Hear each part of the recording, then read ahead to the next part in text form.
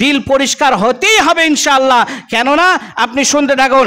আন আবি সাঈদিল খুদরি রাদিয়াল্লাহু তাআলা আনহু قال قال رسول الله صلى الله عليه وسلم بين انا نائم رايت الناس يعرضون علي وعليهم قموس منها ما يبلغ السديا ومنها دون ذلك وأريز عليها عمر بن الخطاب وعليه قميص يزره قالوا فما أولت ذلك يا رسول الله قال الدين। হাদিসটা অনেক লম্বা, আমি আপনাদেরকে বাংলায় খুব ছোট করে দিই। এটা হলো ব্যাখ্যা, হলো তরজমা, হলো আল্লাহর নবী জনাবে মুহাম্মদুর রাসূলুল্লাহ সাল্লাল্লাহু আলাইহি সাল্লাম তিনি বলছেন, আমি খুব দেখলাম, আমি স্বপ্ন দেখলাম, স্বপ্নের মাধ্যমে কিছু সংখ্যক মানুষ আমার সামনে চলে আসলো, গুটি গুটি পায়ে তারা আসে। এক শ্রেণী একদল মানুষের দেখলাম তাদের গায়ের পোশাকটা ছাতি বরাবর আছে, মানে এই গলা পর্যন্ত ছাতি বরাবর আছে। আবার কিছু মানুষকে দেখলাম ওই পোশাকটা ছাতির থেকে একটু নিচে, মানে কোমর পর্যন্ত আছে। আবার কিছু মানুষের দেখলাম যে তাদের গায়ের পোশাকটা রয়েছে আর একটু নিচে, মানে হাঁটু পর্যন্ত। আবার কিছু মানুষের দেখলাম তাদের গায়ের পোশাকটা রয়েছে মানে হাঁটুর নিচে, মানে টাকনু পর্যন্ত। অন্য রেওয়ায়েতে অন্য জায়গায় একটা হাদিস এখানে আমি জুড়ে দিচ্ছি, সেটা হলো এই আল্লাহর নবী বললেন যে আমি স্বপ্নে দেখছি এক শ্রেণী মানুষ মানে উলঙ্গ অবস্থায়, মানে একবারে অ্যাডাল অবস্থায় আমার সামনে হাজির হয়েছে। তার মানে আর একটা মানুষকে দেখলাম যে সেটা হলো যে উমর ইবনুল খাত্তাবি ওয়া আলাইহি কামিসুন ইয়াজুরুহু।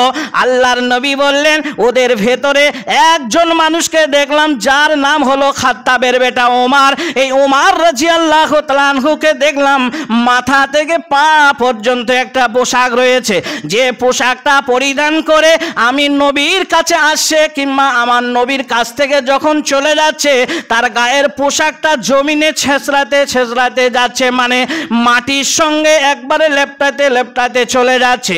এখানে সাহাবারা জিজ্ঞাসা করলেন, সাহাবাদেরকে সামনে নিয়ে যখন স্বপ্নের ব্যাখ্যাটা করছেন তারা প্রশ্ন করলেন যে আওয়ালান জালিকা ইয়া রাসূলুল্লাহ, আল্লাহর নবী গো আমরা জানতে চাই এই স্বপ্নের ব্যাখ্যাটা আপনি কি তাদেরকে বললেন, আপনি কি করলেন এর ব্যাখ্যাটা।